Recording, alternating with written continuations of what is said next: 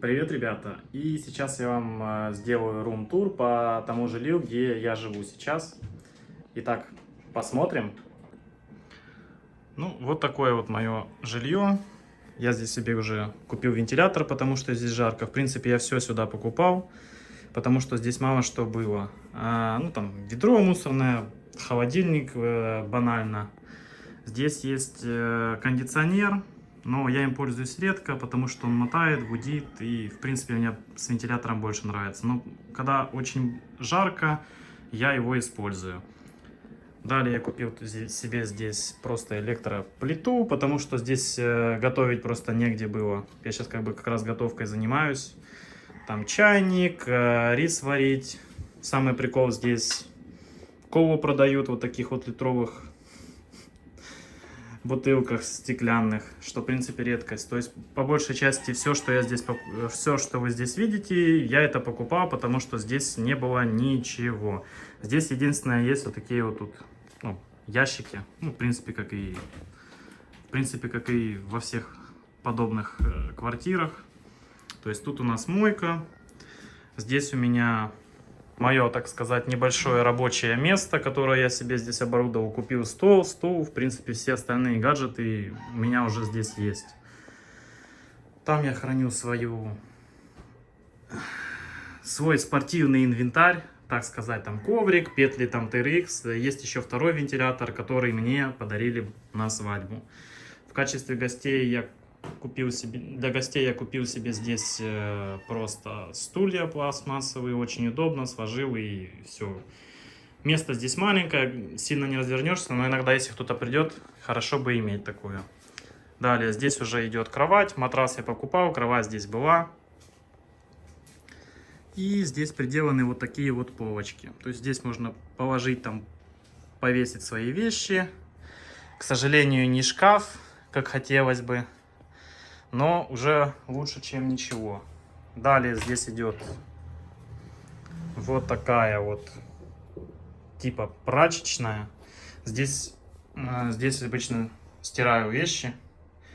Сейчас я купил машинку, и приедет машинка скоро, и буду стирать уже в машинке, потому что здесь вообще не принято стирать в машинке. Это считается очень, прямо очень дорого. Если у тебя есть стиральная машинка, как бы это смешно ни звучало, ты уже чуть ли не миллионер. Это у нас зона со стиркой, и здесь у нас туалет, совмещенный с душем. Ну, то есть здесь обычный такой туалет. В принципе, все выглядит нормально. Тут шторка, душевая. Ну, все стандартное, по сути, там для Филиппин. За такую квартиру я плачу 7000 песо. Это где-то 100, ну, чуть там больше 100 долларов. То есть, в принципе, можно там посчитать.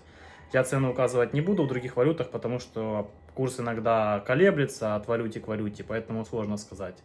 В общем, квартира стоит 7000. За коммунальные платежи, ну, то есть тут свет, вода, я платил 1900. То есть это я воды там не очень много намотал, хотя мы живем вдвоем. И света я намотал где-то киловатт 130. То есть, в принципе, не очень-то и много, если учесть, что у меня здесь ноутбук иногда может мотать очень много, и вентилятор.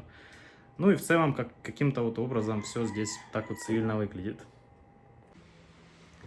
В среднем квартиры на Филиппинах стоят от 6 до 12 тысяч, в зависимости от региона, но в провинции это средняя цена. Конечно, вы можете найти и за 15 тысяч, и за 20, в зависимости от комнат, квадратуры и всего остального. Стандартная однокомнатная квартира в среднем будет от 6 там, до 12 тысяч, в зависимости от условий, от места расположения. Если мы берем какие-нибудь крупные города по типу Сибу или Манилы, там цены могут кардинально отличаться, при условии даже того, что это одна страна.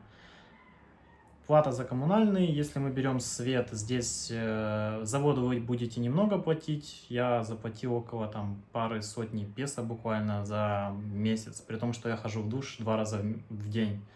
За свет я заплатил где-то около 1600, что-то в этом роде. В среднем цена за киловатт везде на островах 15 песо за 1 киловатт. Ну вот как бы можете уже приблизительно свои траты посчитать. Также я покажу дальше гостиницы, в которых можно там остановиться, где цена будет немного выше, чем 1000 песо за одну ночь. То есть какие это будут условия. И также я покажу, какие есть мини-квартиры, которые выглядят как отель. То есть вы можете их арендовать и жить там, и готовить, и делать все, что в принципе вы хотите. В среднем цена это около там 1000. Можно, конечно, найти и за 2000, там, и дороже. Можно найти и дешевле, там буквально за 300, за 400, но условия будут явно не очень. С душем здесь небольшая иногда проблема, потому что у людей, у многих, у них нету горячей воды. И, в принципе, вы можете рассчитывать на то, что вы снимете квартиру, и там не будет горячей воды, или бойлера, или чего-то там еще. В моей квартире его нету, я пользуюсь холодной водой. И, поверьте мне, хватает вот так вот, потому что очень жарко. Здесь очень часто бывает от 25 до 35, и это не такая температура, которая у нас. Здесь 25-27, ты выходишь на улицу, ты ничего не делаешь, ты весь уже мокрый. У нас это аналог будет по ощущениям, когда нечем дышать, когда будет чуть ли не 40. То есть здесь уже в 30-35 уже здесь реально дышать нечем, потому что большая влажность. То есть вы очень сильно там потеете и будете часто в душ ходить. Но в связи с тем, что душ холодный, оно как-то вот компенсируется. Вода, в принципе, нормальная, она не очень холодная, вы не заболеете. Можете насчет этого не переживать. Вот такой вот номер за 1000 песо сутки. Здесь есть, в принципе, тут вешалка какая-то, холодильник. Небольшой такой холодильник, но, в принципе, всего достаточно. Телевизор. Так. Ну, тут небольшая раковина, стол. Вон там кондиционер маслает. Так. И здесь у нас, ну, конечно, здесь жесть. Туалет и душ тут сразу одновременно. Тут колонка есть. Ну, да, по идее тут есть горячая вода, пробитая крыша. В общем, вот такие вот дела, ребята. 1000 песо за вот такую вот комнату. Вот так вот выглядит вторая комната. Здесь он даже небольшой такой шкафчик есть, стол, тут кровать, холодильник еще меньше и даже телефон есть. Ну, тут совсем маленький, ну, на одну ночь пойдет. Есть телевизор. В принципе, все, что надо, здесь есть. Он даже кондер есть. Маслает как надо, я зашел, аж холодно. Тут такая небольшая раковина и душ. Вместе с туалетом тоже. Казалось бы, цена одинаковая, но комната уже здесь намного получше. Как бы хотя бы здесь не воняет и выглядит почище. Бойлер есть, ну, заодно и протестирую. Единственное, что меня здесь удивляет, когда они все делают вот так вот на соплях, казалось бы, здесь влажность, надо наоборот все выводить. Они могут сделать даже выключатель внутри душевой. Вот такие вот дела. Вот так вот выглядит отель внутри. Просто куча комнат на этаже. Отель действительно очень большой. Тут, ну, даже огнетушитель на этаже везде есть. Ну, все как положено. Сейчас посмотрим дальше. На каждом этаже есть вот такое вот небольшое место, где ты можешь просто присесть, кого-то подождать и почилить. Ну, в принципе, выглядит довольно неплохо.